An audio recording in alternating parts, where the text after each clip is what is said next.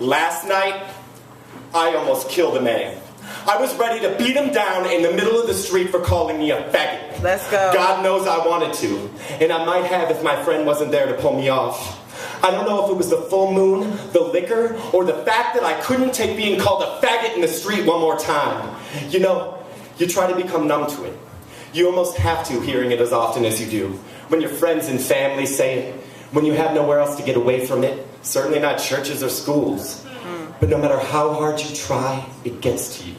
It jabs and pokes and slashes and burns. And last night, I just couldn't take it anymore. I had him down on the ground, lip bloody where I punched him. I was straddling him with my hand around his throat, looking at the fear in his eyes when my friend finally managed to pull me off.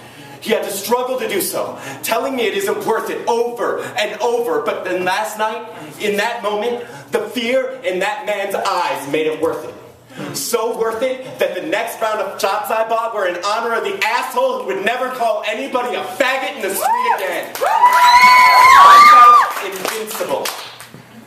But this morning, now that I'm sober, with the thoughts of my last night pounding in my head, I don't feel so invincible. I feel lucky.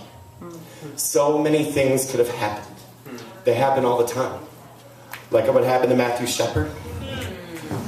I watched the story about his attack on the news for days. The entire time I watched, I kept thinking this could have been me. Being a queer kid from a small town, my life was not much different than Matthew's. The morning of his death, my friends and I climbed into a car and drove it across the Great Plains to a funeral for a man we never met but felt connected to. We listened to the service outside the church over loudspeakers in the snow. Signs that read, "Gods hate fags," loomed in the background. There was a crazy energy there with so much love and hate blatantly colliding. Reporters were everywhere. Emotions were flying. All America was watching, and for the first time with compassion. They were looking at us as fellow human beings, not as perverts. It felt like change. Change I was proud to be a part of. Right. Now, as I stand here in the shower thinking about last night and that cold morning in Wyoming and the countless other times I've had to fight respect, I have to ask myself, was it worth it? Did all that fighting ever prove anything? And a part of me wants to say yes, because every time I stood up to them, they backed down. But did I change them? Did I make them see me more as a human or hate me any less?